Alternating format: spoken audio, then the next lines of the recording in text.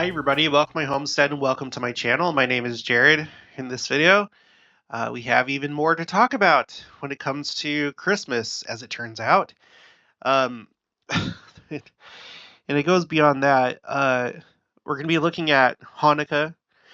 Um, we're going to be looking at the entire year because I realized today, I guess I've kind of slowly realized, but it's kind of culminated today, that today, or this year, really everything kind of lines up between the Hebrew calendar and our calendar, the Gregorian calendar. So I think it's significant um, whenever you have like these two, because you know, the Jews will be joining us um, once Christ comes to them. They're going to be recovered. It's going to be the true final redemption for those tribes, primarily Judah, Levi, and Benjamin. And um, so you have these two groups, right? You have the one that is primarily the northern kingdom that uh, has essentially been restored. The process has been ongoing of gathering scattered Israel, and it's been primarily those tribes of the northern kingdom. And they go off of a different calendar. They all pretty much go off of the Gregorian calendar. That would be us. And so when you have these things align together, I think it's significant because it's like the Lord is preparing everybody's minds uh, for something. Now, I didn't necessarily mean to imply in the previous videos that like the official second coming would happen at winter solstice or Christmas. I realize, and we've talked about it a million times. Yes, there's different appearances. There's different things. So whenever I talk about the second coming, it's just I'm talking about all of the above because you know that I'm not really big on this has to happen first and that has to happen first because a lot of that comes from people's own understanding of the scriptures. And I find a lot more value in listening to the living prophets and the way that they're talking and how they interpret scriptures. So it's a very good possibility, and it's not outside the realm of possibility that something like us being caught up, some might call it the rapture, happening this year. Why couldn't that happen? You could. There's not a whole lot of detail that explains what happens. All you really read in the scriptures is that the sign of the Son of Man appears, and then those that are on the earth are caught up, and the resurrection happens. So that could happen anytime, literally. And once the quickening happens, we don't know how much time goes by after that. It could be a year, could be a couple years, could be just a few weeks. Don't know. You know, it'd be interesting if something like that happened, like if this Christmas or winter solstice, there's the quickening, the righteous are taken off the earth.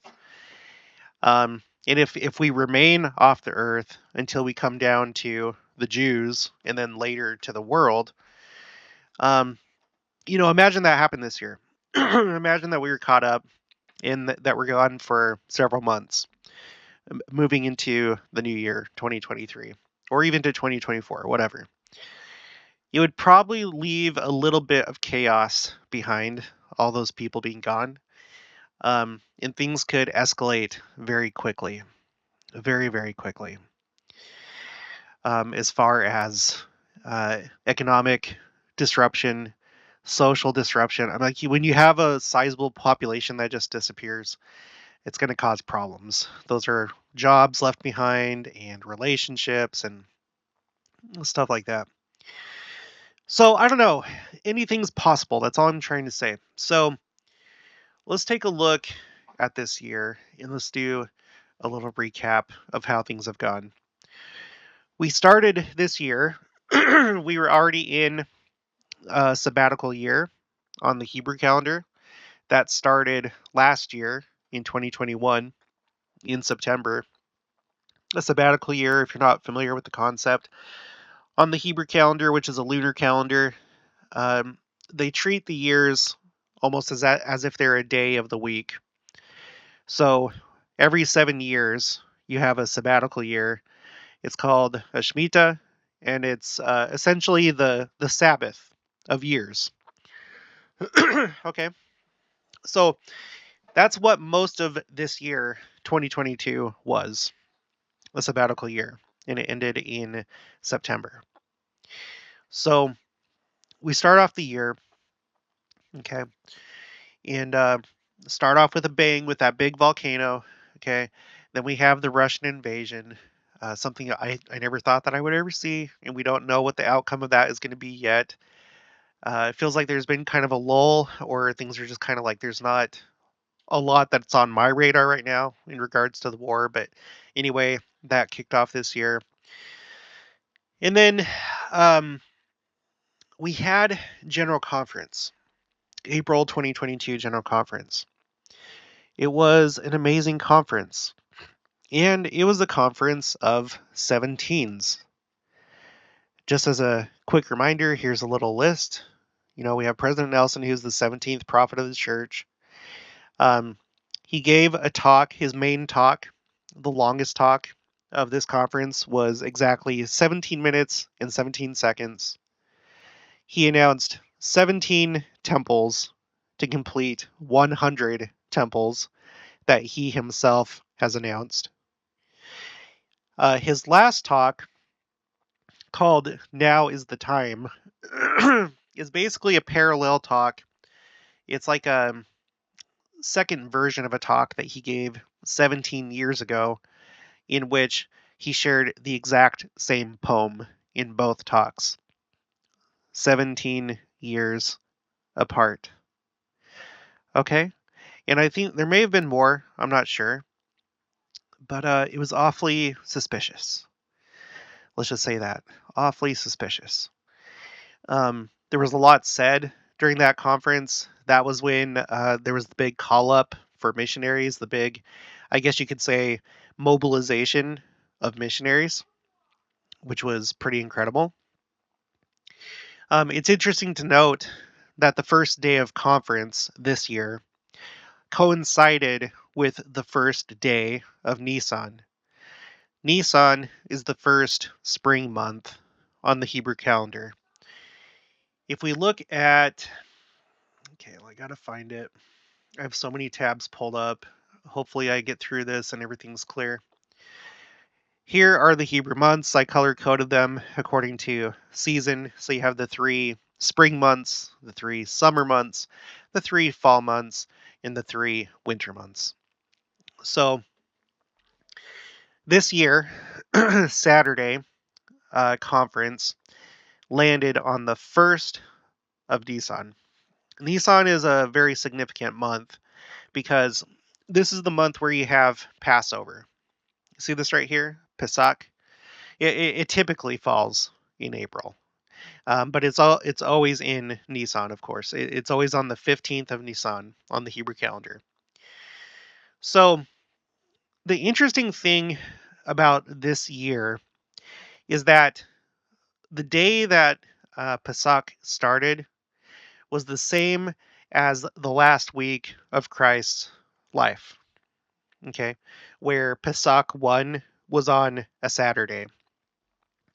I'm not going to go over all the minutia. I know there's debate among some people about what day he was actually crucified and da da da da da, and that's fine.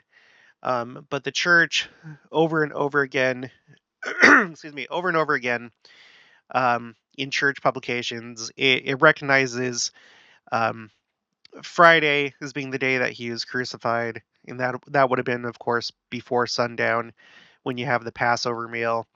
And then Sunday being the day that he was resurrected, which was also the day of Bikurim, which is first fruits, the feast of first fruits. Okay, he fulfilled first fruits, himself being the first fruit, the first harvest. Okay, so this year, yeah, and it's not always like this. It can be. I actually charted it out. Okay. So in this column, sorry, I know that the coughing bugs some of you, but sorry, I'm not going to take the time to edit all that out. Okay, column E. Column E uh, represents when. Just think of it this way: column E represents where that particular year is the same as the last year, the last week of Christ's life, when Bikurim is on a Sunday, the Passover meal is on a Friday at sundown. Okay, so if there's a Y, then yes, that year matches up with that configuration. So this year was like that. 2019, 2018 was like that. 2016 and 15 were like that. And then sometimes you get long stretches where, for example, between 1998 and 2012, the years between those years, it did not fall that way on the calendar. Okay. Now, when I have it dark green like this represents when it's happening during a sabbatical year. So that's column F. So it's a sabbatical year. Friday is the day of the Passover Seder. And then on top of that, Easter on the Western calendar, Easter and Bikurim are on the same day, which a lot of times they are. You can see right here, green, green, green, green, green. In 2008, they were on different days. First Fruits was on the 27th, and then Easter was on the 23rd. But it's pretty common for them to be on the same day. So when it's dark green like this, it all lines up. The last time that happened was 2015, and then this year. To find another time where it all lines up like this, you actually have to go all the way back to 1938. Okay? So, and by the way, it's interesting that in that year, First Fruits and Easter were both on the 17th of April. Well, I'm assuming it was April. Of course, it was April. Um, so all these things matching up, that's not as common. And we went through a long, long stretch. And then for the first time since 1938 or 9, whatever it was, finally, 2015, they all match up. And then 7 years later, with the next Shemitah, it all lines up again. And this time, First Fruits and Easter is on the 17th.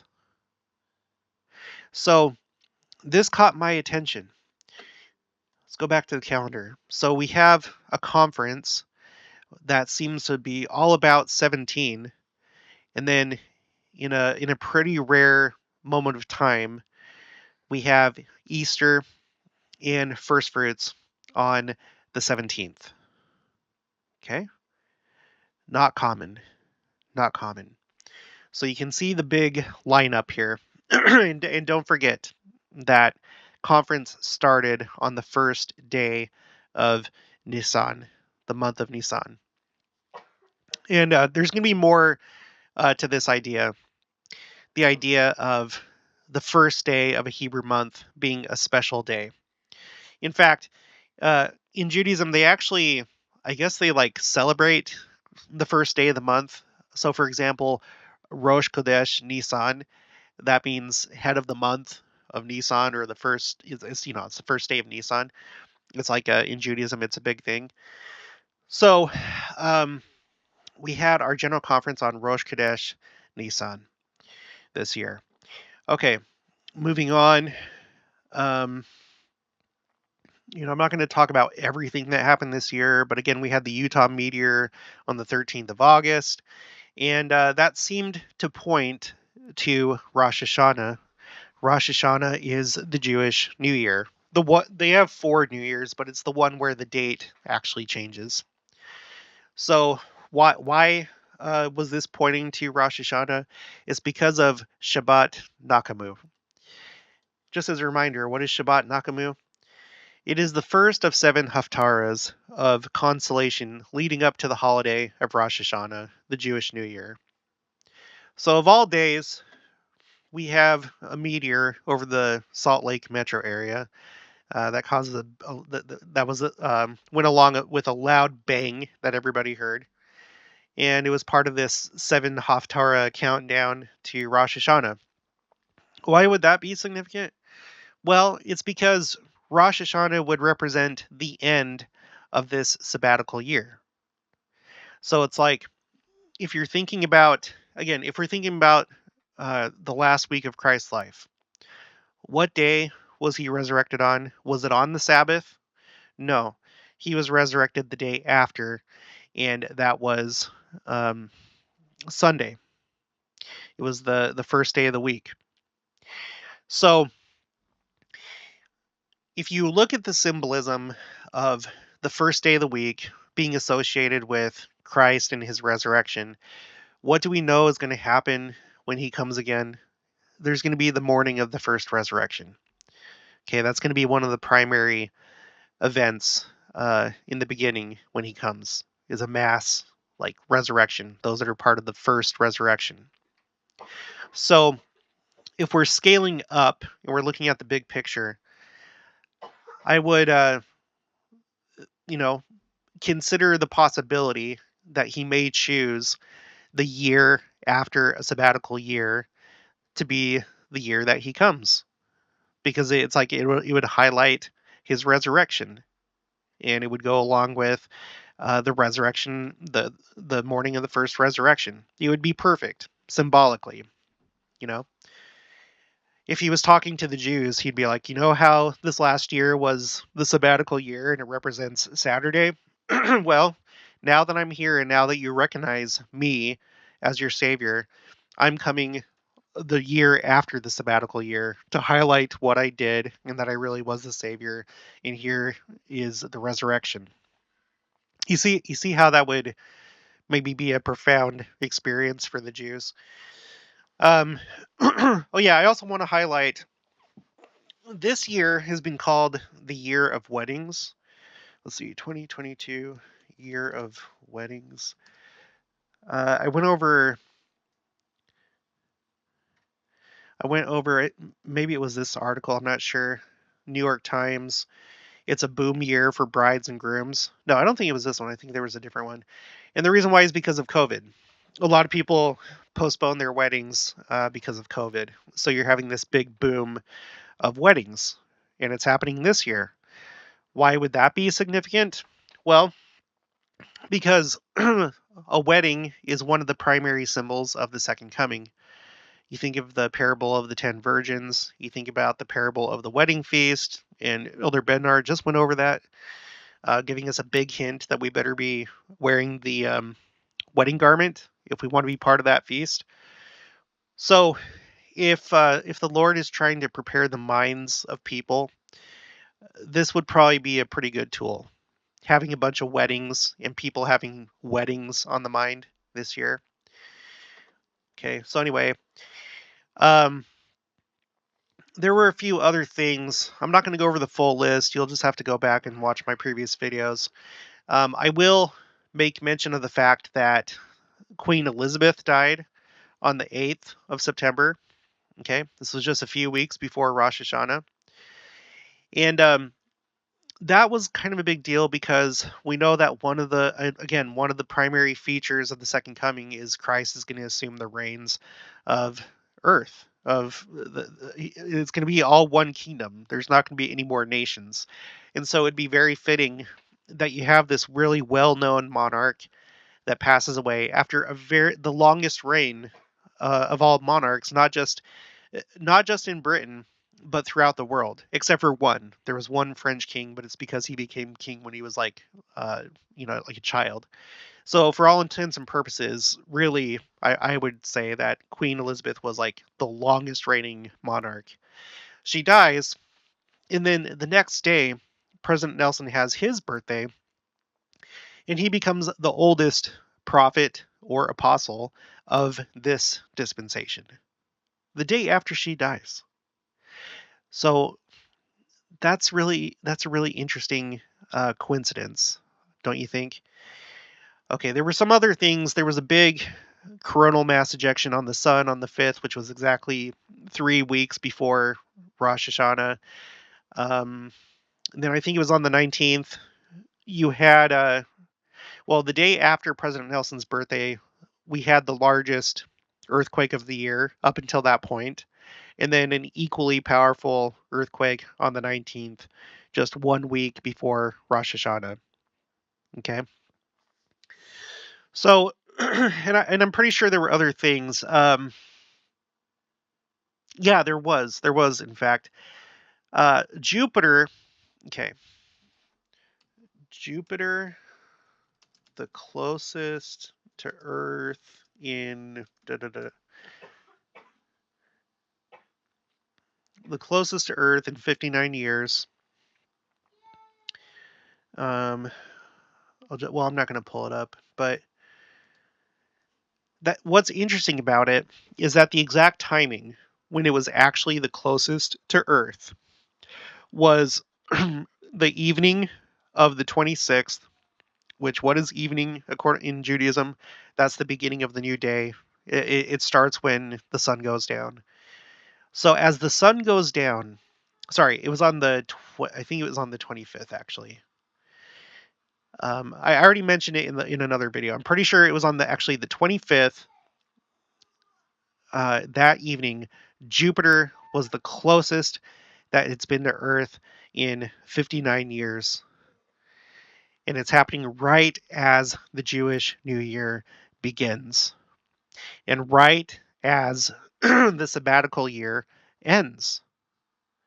And everyone knows that Jupiter is the king planet. There's a lot of people that associate Jupiter with Christ. You know, you have the big red spot, which is like, you know, him being pierced in the side with the sword. Um, so it'd be very fitting that if Christ was going to come during this next Hebrew year, the one that we're in right now, that maybe Jupiter would show up as the year is changing, right? Uh, to kind of like start off this new year that may be the year of the resurrection, the second coming. So, yeah, Jupiter shows up, very rare event. We have Rosh Hashanah.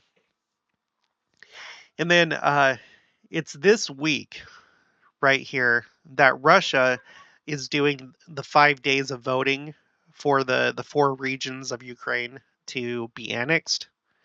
And that was completed on Friday, the 30th of September. And then the next day is General Conference. General Conference. Okay. And this General Conference was the General Conference of 18s. Okay, so 18 temples were announced. And then um, President Nelson's talk was 18 minutes and 31 seconds. And I think there were a few other 18s, but it's like this was like the part two of what happened earlier this year. And again, on the first day of conference, it was Shabbat Shuva. What is Shabbat Shuva? Let me find where I put that. Okay. Shabbat Shuva refers to the Shabbat or Sabbath, right? That occurs during the 10 days of repentance between Rosh Hashanah and Yom Kippur. Only one Shabbat can occur between these dates. This Shabbat is named after the first word of the Haftarah and literally means return. Return. It is perhaps a play on, but not to be confused with, the word teshuva, the word for repentance. So, our general conference started on this day. The Shabbat between Rosh Hashanah and Yom Kippur, there's can only ever be one because it's just 10 days. And it means return. It means return. You know, So, and if you're not familiar, the two high holy days in Judaism is Rosh Hashanah, and then that it's said that on that day your name is written in either the book of life or death. And then there's like a third group that haven't quite made their way to either book, but you have 10 days because on Yom Kippur, the holiest day of the Hebrew calendar, um, it's sealed. On Rosh Hashanah, it's written in the book. On Yom Kippur, it's sealed. So, and these are called the 10 days of awe. So, General Conference this year took place in the middle of the 10 days of awe, and it took place on Shabbat Shuva, the Sabbath of return. Okay. So it's really interesting. Um, okay. Now, um, Yom Kippur, or sorry, no, Rosh Hashanah starts not only the new year, but the new um, month of Tishri, which is the first fall month. Okay. So let's go back to this. Okay. You'll see that you have the summer months, Tammuz, Av, Elul, and then Tishri is the first fall month, and then Chesvan, and then Kislev, and then Tevet is the first winter month. So we were looking at this depiction of the 12 tribes of Israel being matched up with the 12 months of the Hebrew year. This is how Jews match up the tribes with the months. You have Judah, which corresponds with Nisan, and that's very fitting because Christ is from the tribe of Judah, and in Nisan is when he performed the atonement, so it's perfect. And then you have the next two, and you'll remember it's significant which tribe begins the new season because in the order of March, when Israel was wandering in the wilderness, this is how they marched when they were moving. You had 4 different groups, and each group was led by a tribe.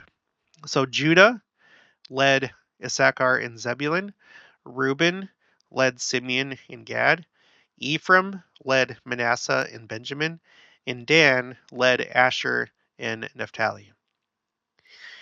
And that's how the Jews view the year. It's the same thing. Judah leads spring, Reuben leads summer, Ephraim leads fall, Dan leads winter. So keep that in mind because it's going to be important to remember. So I'm going to stop talking about the year for right now, but we'll come back to it. You may remember that Joseph Smith, okay, he received the gold plates on Rosh Hashanah, which is also known as the Feast of Trumpets. Let's just read a little bit from this Ensign article from the January 2000 Ensign. It says this article will focus on the Feast of Trumpets. It is important to note that on the 22nd of September, 1827, the very day Israel celebrated the Feast of Trumpets, Moroni gave the gold plates to the prophet Joseph Smith. And then down here, it says, Latter-day Saints can find it especially instructive to study some of the meaning Jewish scholars have attributed to the Feast of Trumpets. It signifies the beginning of Israel's final harvest. So not the end of the final harvest, but the beginning of the final harvest. You'll remember that essentially you have the harvest is kind of broken up into 2 groups. You have like the spring harvest, and then you have the fall harvest. And with these Jewish feast days, Christ fulfilled these: Passover, Feast of Unleavened Bread, Feast of First Fruits. The Holy Ghost came to the early church on Pentecost, which is the Feast of Weeks. But then it doesn't seem so much with the fall feasts. It seems that these were kind of reserved for the last days. And you have right here Joseph Smith receiving the gold plates on Rosh Hashanah, the beginning of the last harvest. And the Book of Mormon is the tool, is the primary tool, the sickle of the last harvest. I'm still doing that Book of Mormon challenge, so keep sharing the Book of Mormon, and then let me know once you do, and I'll put you on the tracker. But you see this right here? So it's like you had springtime, and then there was summer. There's nothing really going on in summer. I mean, there's like harvesting and stuff, but as far as like the feast days go, there's nothing really in summer. And then fall, just like spring and then fall. Which is interesting because, again, when we look at this, and if you were to say that when Christ came the first time, if he started a new year, so to speak, you'd have the time when he came, which would be here, and then you have the early church, and then the time of probably Reuben, summer would be the time of apostasy, which is perfect because we know that Reuben lost the birthright. You know, he's still um, the head of one of the 12 tribes of Israel, but it's interesting that you would have that kind of correspondence. A time when Christ established his church, but then it kind of fell away. It did fall away. Then you had the great apostasy, and then the restoration down here with Ephraim. And it seems like we're getting pretty close. In fact, we may pretty much be there where now this time is over, the time of the second harvest, and we're about to move into winter, the millennium. So, okay, so let's go back. Where to go? Right here. So, the beginning of Israel's final harvest. Number 2, the day God had set to remember his ancient promises to regather Israel. 3, a time for new revelation that would lead to a new covenant with Israel. And 4, a time to prepare for the millennium. Okay, so I was thinking about that. And I was thinking about the fact that this very, very significant event happened on the 1st of Tishri. Rosh Hashanah is the first day of Tishri, the first day of the fall feasts, or the fall months, I mean. So you have Tishri, that's the first month, and then you have Chesvan, that's the second fall month.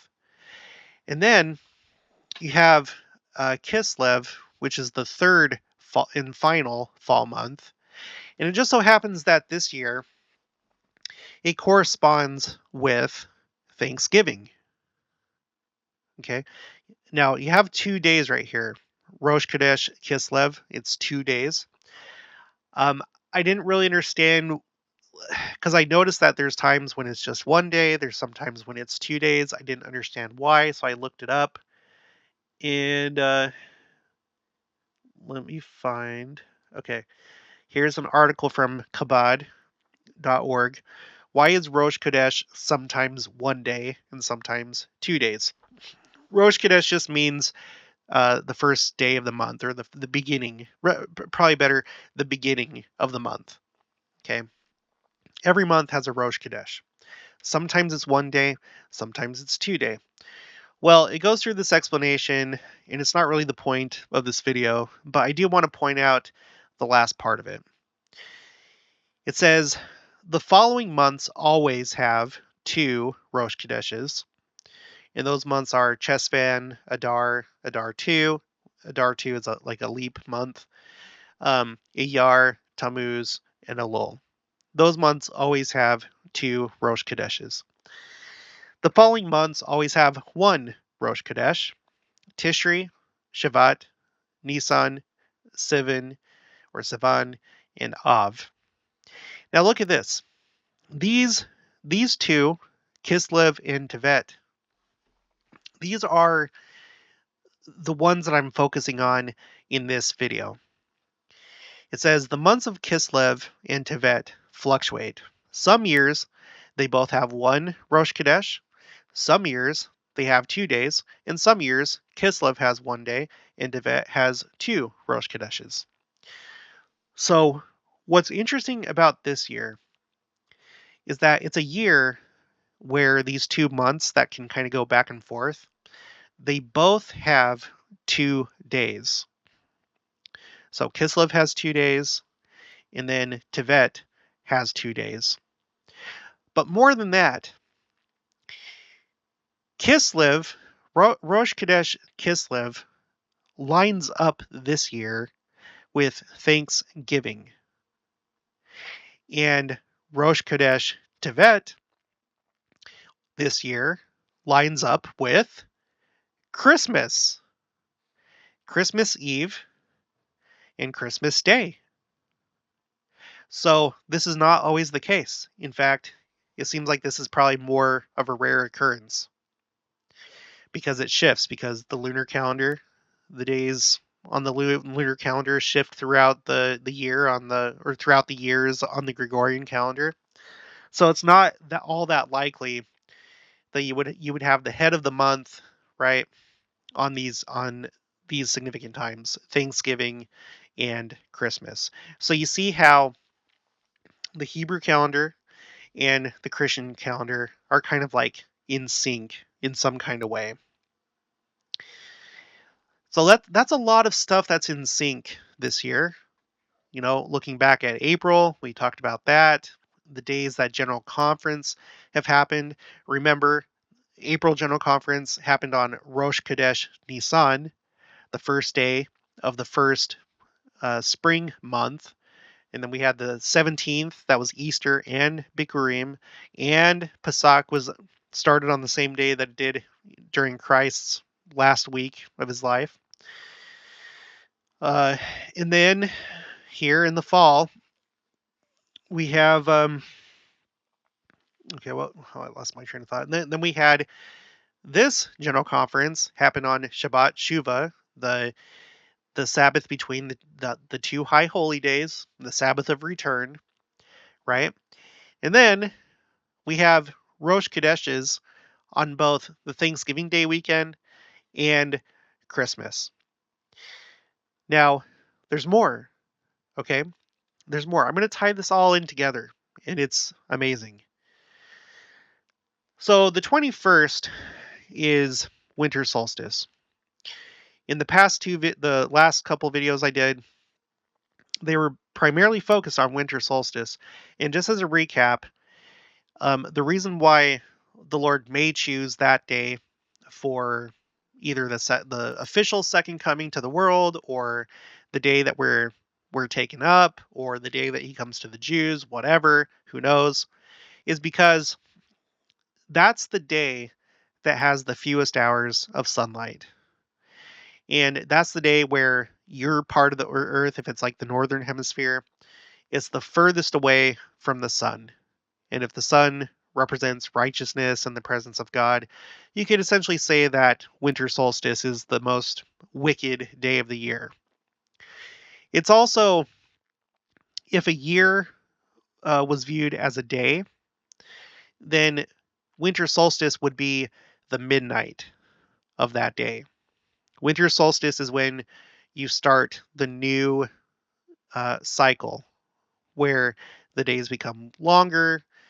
You can start to plant things, and then you have summer and fall, and then it comes back around, and then you start a new cycle on the next winter solstice. So it would be very fitting for when Christ would come to begin the millennium, to take us from our darkest hour and bring us into the light, to come when the cup of iniquity is full. According to Joseph Fielding Smith and others, that's when Christ comes. It's when the cup of iniquity is full. It's when we're the furthest from the Father, right?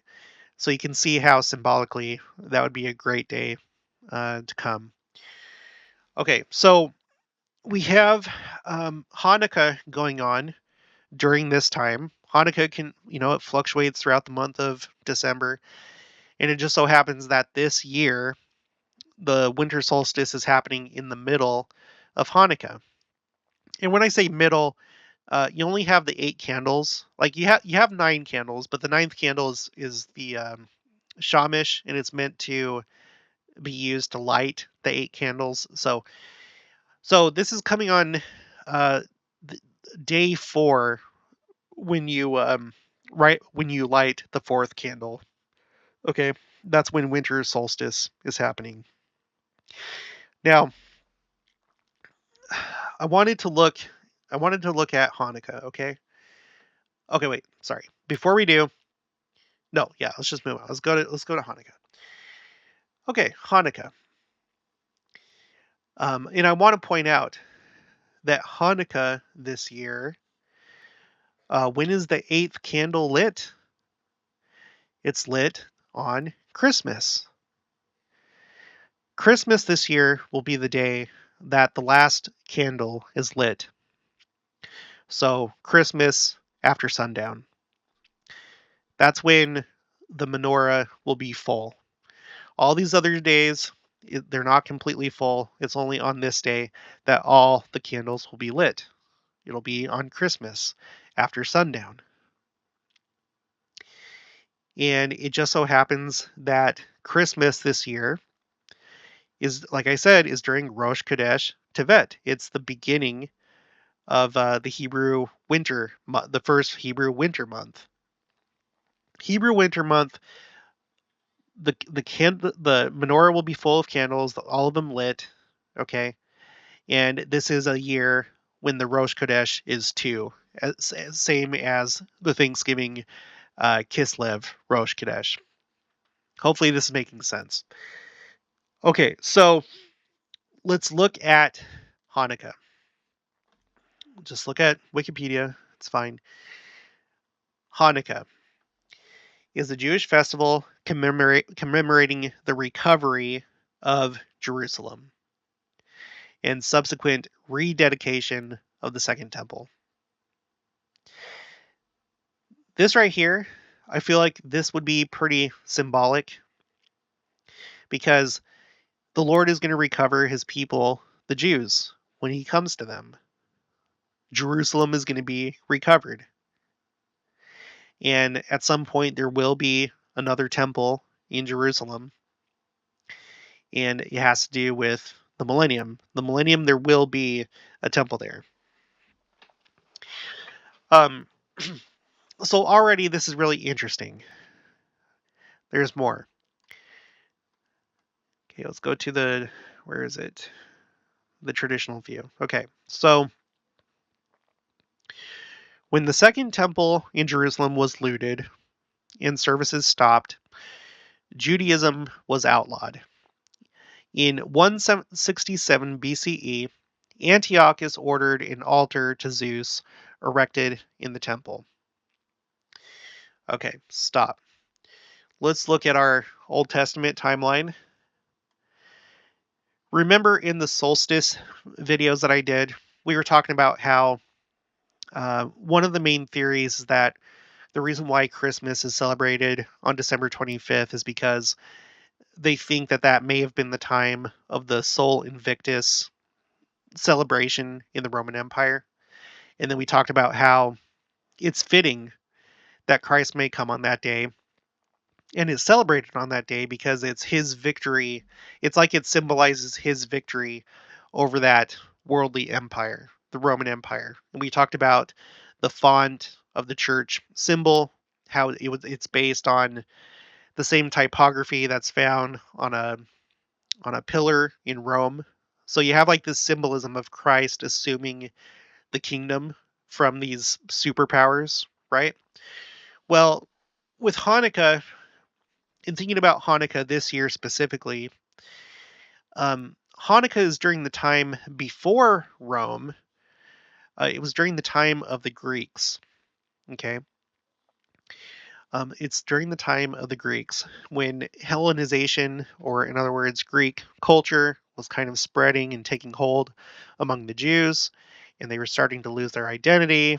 And I'm not going to go through the whole story, but it's during this time. So this is another fitting thing as the Jews are thinking about uh, the Greek occupation and stuff like that. If he were to come uh, this year on Christmas at the end of Hanukkah, It's like he's not only taken everything from Rome symbolically, but he's taking the kingdom back from the Greeks. And you see what I'm saying? Okay, so let's go back. Uh, so Antiochus banned Brit Milah circumcision and ordered pigs to be sacrificed at the altar of the temple. Antiochus's action provoked a large-scale revolt. Mattathias, or Matityahu, a Jewish priest, and his 5 sons, Jochanan, Simeon, Eleazar, Jonathan, and Judah, led a rebellion against Antiochus. It started with Mattathias killing first a Jew who wanted to comply with Antiochus's order to sacrifice to Zeus, and then a Greek official who was to enforce the government's behests. Judah became known as Yehuda HaMaccabee, Judah the Hammer. By 166 BCE, Mattathias had died and Judah took his place as leader. By 164 BCE, the Jewish revolt against the Seleucid monarchy was successful. The temple was liberated and dedicated. Again, you can see kind of like a foreshadowing here.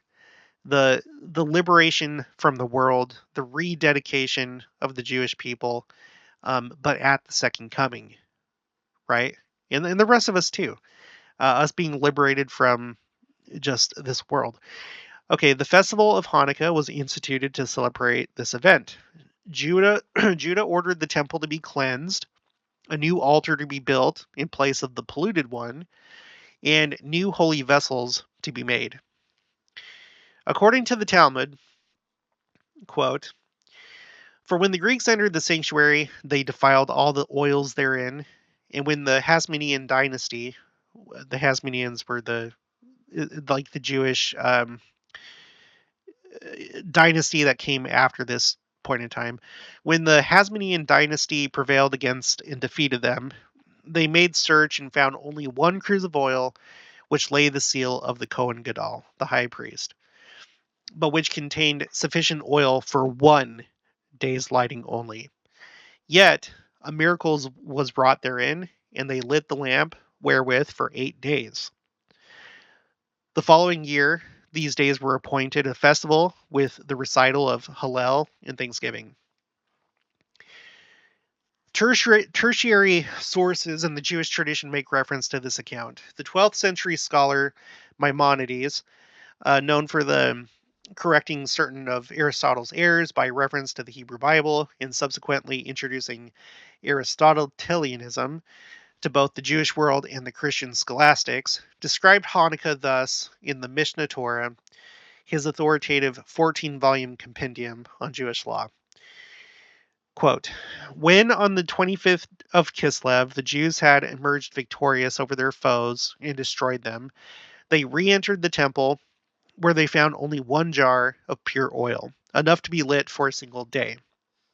Yet they used it for lighting the required set of lamps for 8 days until they managed to press olives and produce pure oil."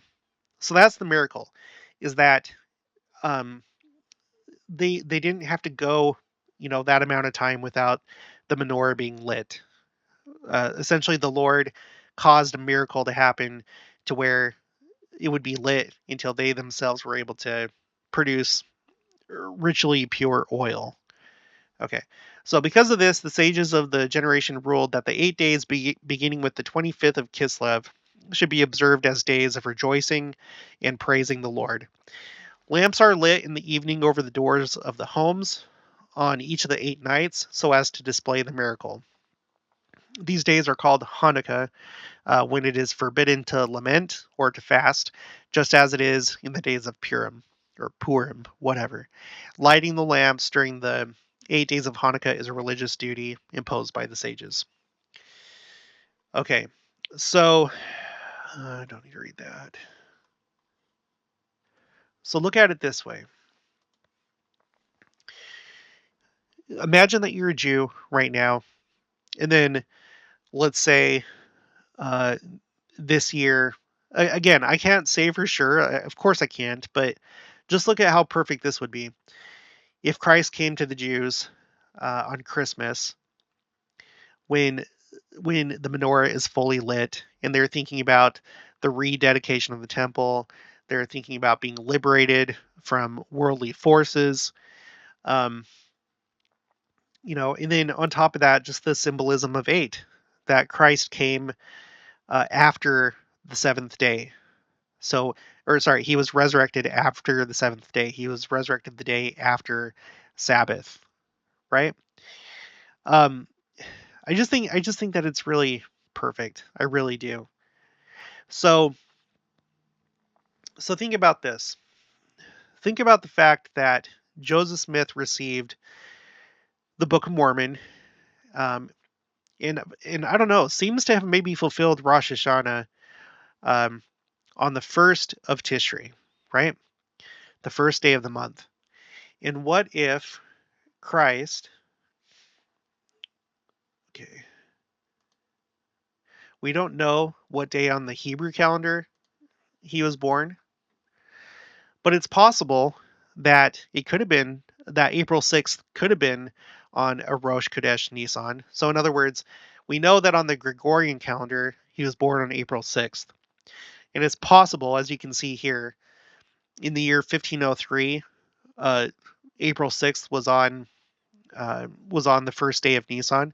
So, it'd be interesting if, looking at this, if Christ was born on the first of Nisan, you have Joseph Smith receive the Book of Mormon on the first of Tishri, and then if the second coming, whether it's us being translated and caught up or whatever, if that happened on the first of, I've already forgot the name, of Tevet, and the first of Tevet is on Christmas. You see how all those things are like converging? You have the solstice in the middle of the 8 days. You have Christmas at the end of the 8 days, in everything that um, Hanukkah represents. Christ overcoming the Greeks, for example, the number 8, um, being liberated, being rededicated as a people to the true Messiah. And on that same day, it's the first day of the first winter month. All those things happening on the same day. And it's on Christmas. I think that that's pretty. I think that's pretty incredible, and I feel like that's a very ripe time for something to happen. Remember that. Let's go back to this. Where is it? Where is it? Right here. Remember that it's interesting that you have Dan, whose name means judgment, and he was the firstborn, not directly of Rachel, but he was Rachel's first through Bilhah, and he was Bilhah's oldest son. So it would probably be appropriate that he would be the one that would lead the way into the millennium, right? In winter. Because remember, if he were to come this year, it may be on the first of Tevet, right? So Christ possibly on the first of Nisan. Um, Joseph Smith and the gold plates on the first of Tishri, and then the second coming potentially, or some event having to do with the second coming on the first of Tevet, which this year is on Christmas, which also this year is the last day of the menorah lighting. So, sorry, it's all so much to think about, but I think there's a possibility. Um, I do. I think it's possible. Why wouldn't it be possible that we could be translated this year? I want to read just a couple more things about Hanukkah and why this might also go well with the second coming. So this is also on kabad.org. 13 Hanukkah facts. I'm just going to read the first two. Number 1, 8 nights equal miracle lights. Okay, what does that mean?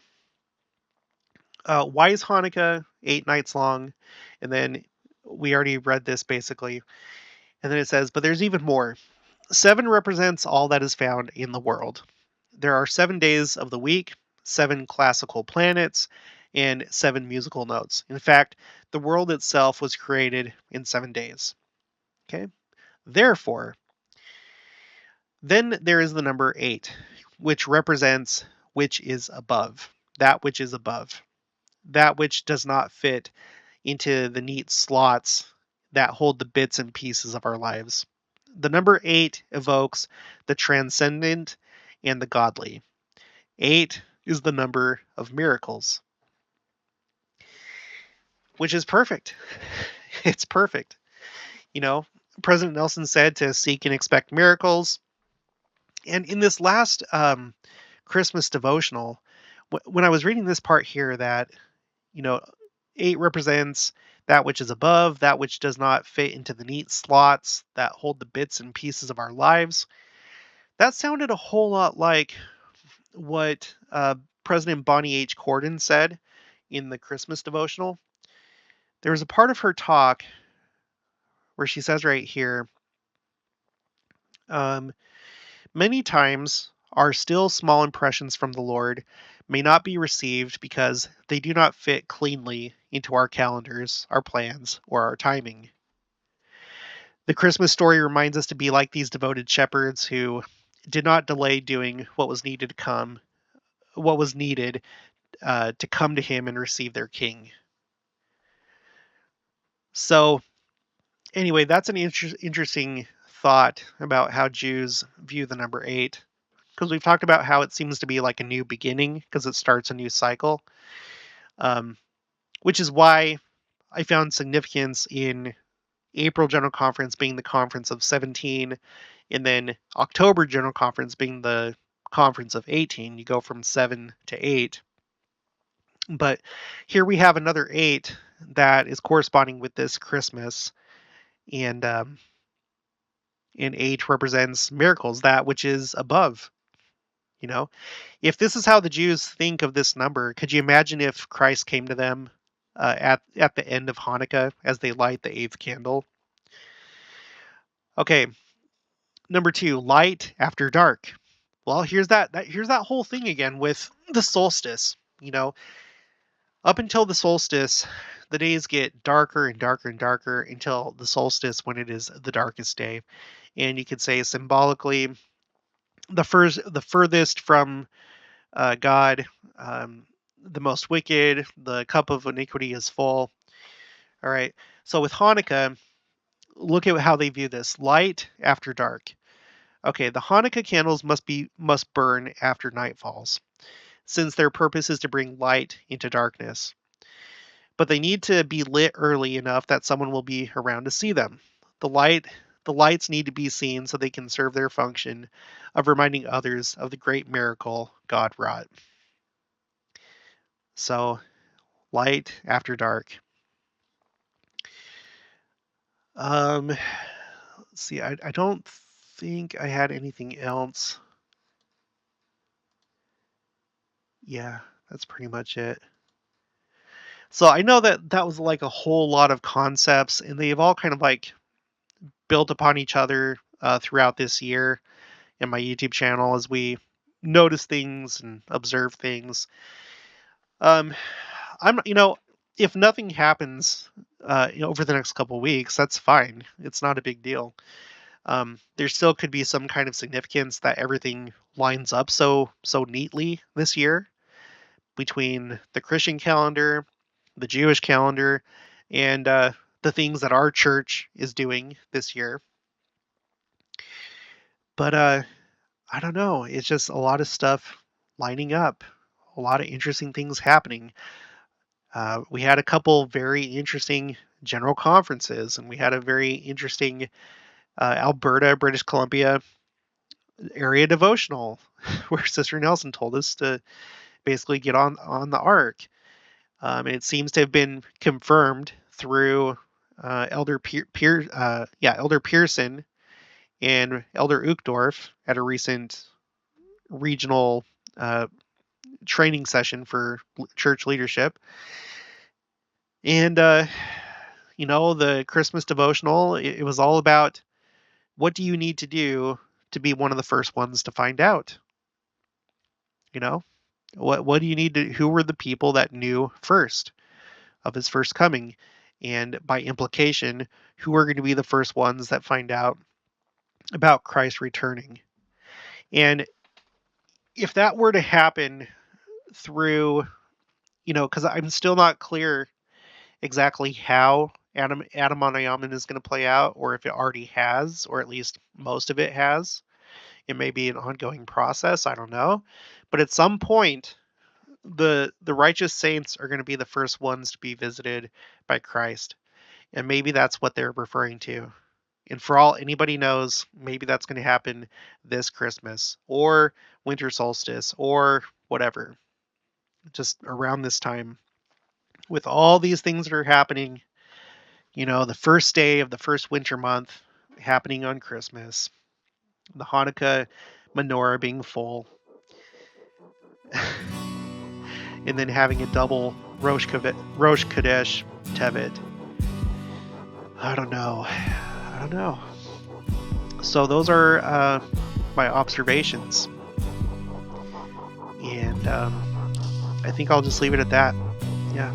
So, okay, if you haven't already, please make sure to subscribe, like this video if you liked it, leave your thoughts and opinions down in the comments below.